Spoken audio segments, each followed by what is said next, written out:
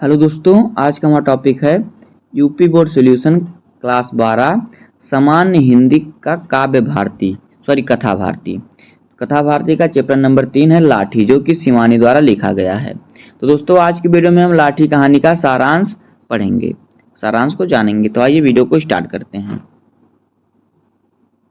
देखिए, प्रसिद्ध उपन्यासकार एवं कथा लेखिका शिवानी द्वारा कृत लाठी एक घटना का प्रधान कहानी है। एक घटना प्रधान मतलब जो सच्ची में घटना घटित हुई है। इस कहानी में कप्तान जोशी का वर्णन है, जो अपनी बीमार पत्नी वानो से अत्यधिक प्रेम करते हैं।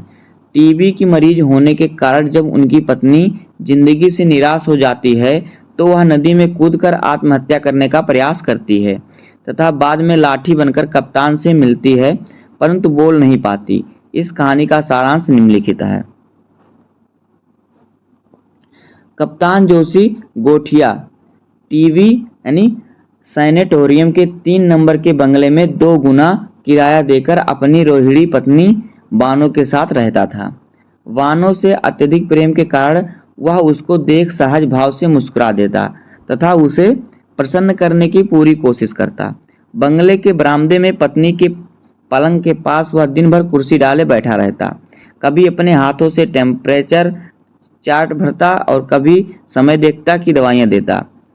पास के बंगले के मरीज तृष्णा और चाव से इनकी कबूतर सी थोड़ी जोड़ी देखते थे।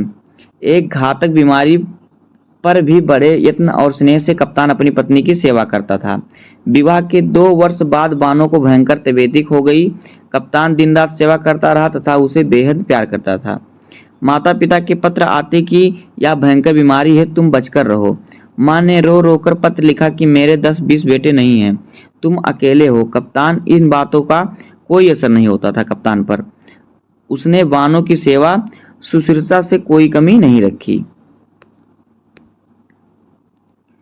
वानो विवाह से ठीक तीसरे दिन कप्तान को बसरा जाना पड़ा। वानो को छोड़कर जाने के लिए असहनीय था। उसने बानो से पहली मुलाकात में ही उसका नाम पूछा। जब उसने अपना नाम बानो बताया तो कप्तान ने मजाक में कहा कि यह मुसलमानी नाम है।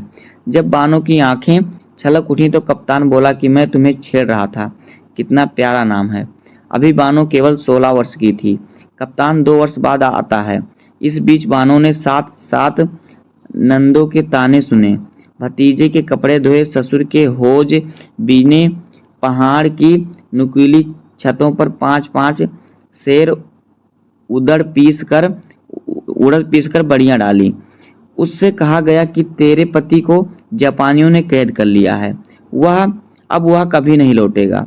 सास और चचिया सास ने व्यंग प्राण उसे व्याकुल कर देते। वह घुलती गई और एक दिन क्षय रोग से पीड़ित होकर उसने चारपाई पकड़ ली।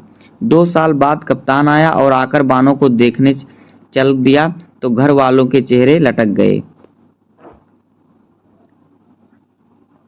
एक प्राइवेट वार्ड के बरामदे में लेटी बानो को देखकर कप्तान के होश उड़ गए। 2 वर्ष में बानो घिसकर और भी बच्ची बन गई थी। कप्तान को देखकर उनकी आंखों में आंसू टपकने लगे। बानो की नाजुक हालत देखकर अंततः डॉक्टर ने कप्तान को नोटिस दे दिया कि कमरा खाली करके मरीज को घर ले जाइए। कप्तान ने बानो से कहा, घर नहीं, दूसरी जगह चलेंगे। सुबह उठा तो कप्तान ने देखा कि बानो पलंग पर नहीं थी। दूसरे दिन नदी के घाट पर बानो की साड़ी मिली तो वह समझ गया कि उसने आत्महत्या करने का प्रयास किया है। कप्तान का एक साल में ही विवाह हो जाता है। 2 बेटे और 1 बेटी उसकी दूसरी पत्नी प्रभा ने उसे दिए।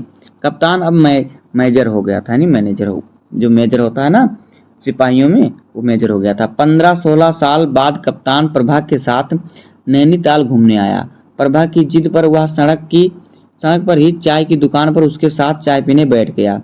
वहीं पर वैष्णवी सांधियों के झुंड के साथ उसे बानो मिलती है, जो कि अब जीभ कट जाने के कारण बोल नहीं पाती और उसकी याददाश्त भी चली जाती रही है। प्रभा उसकी सुंदरता और मुग्ध थी। वैष्णवियों के ही बातचीत से कप्तान को यह निश्चित हो जाता है कि लाठी ही बानो है। उसका प्रेम अभी भी वानो के प्रति समाप्त नहीं हुआ था। लेकिन अब वह जीवन की दौड़ में बहुत आगे बढ़ चुका था। वह सोच ही रहा था कि प्रभा ने चलने के लिए कह दिया।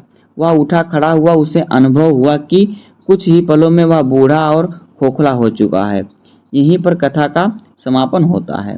तो दोस्तों इस प्रकार से लाठी की कहानी का सारांश हो जाएगा। उम्मीद है कि आपको वीडियो पसंद आया होगा। अगर आपको वीडियो पसंद आया हो तो वीडियो को लाइक कर दीजिएगा और चैनल पर नए हैं तो सब्सक्राइब कर दीजिए। मिलते हैं किसी नेक्स्ट वीडियो में, तब तक के लिए धन्यवाद। जय हिंद।